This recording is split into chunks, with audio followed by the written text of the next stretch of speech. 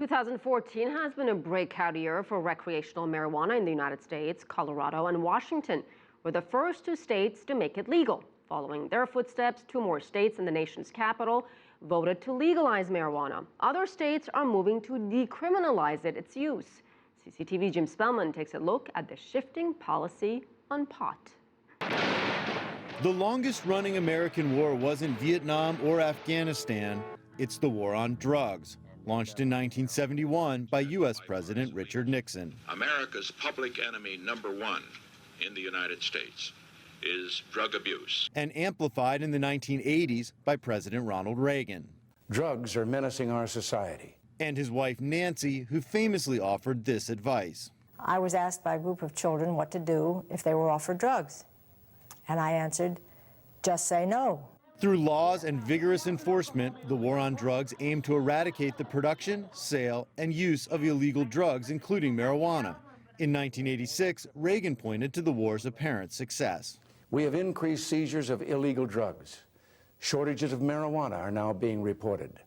Last year alone, over 10,000 drug criminals were convicted. But gradually, what Reagan and others claimed as success began to look more like failure, especially when it comes to marijuana.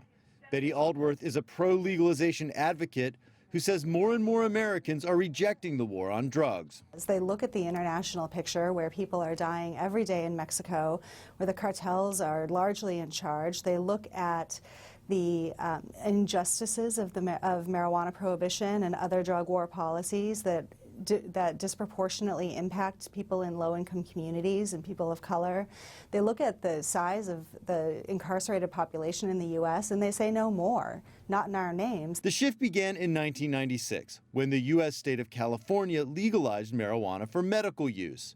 Out of the 50 U.S. states, 23 and the District of Columbia now have some form of legal medical marijuana use, and 4 states have legalized recreational use of marijuana for adults. In the first half of 2014, recreational marijuana sales in Colorado brought the state about $19 million in taxes, less than projected before voters passed legalization, though advocates say that's money that would otherwise be in the black market and that police resources are now better directed by not going after pot dealers and users. Anti-legalization advocates argue the taxes won't cover the damage marijuana does to society. Talk it out, man. In pop culture, the image of the marijuana user has shifted from clueless stoners Cheech and Chong This is inferior product to the suburban mom in Weeds, as marijuana has gone mainstream. Many more people are recognizing that marijuana is a substance that is frequently used similarly to alcohol, and that by keeping it illegal, we're actually causing more social problems than we're solving. Current President Barack Obama has said he is open to a debate on drug legalization, but for now he remains opposed. I personally, and my administration's position, is that legalization is not the answer. His administration has not gone after states that have legalized marijuana, but the president's party no longer controls either house of Congress, and he has only 2 years left in his term, making the future of drug legalization in the U.S. hazy at best. Jim Spellman, CCTV, Washington.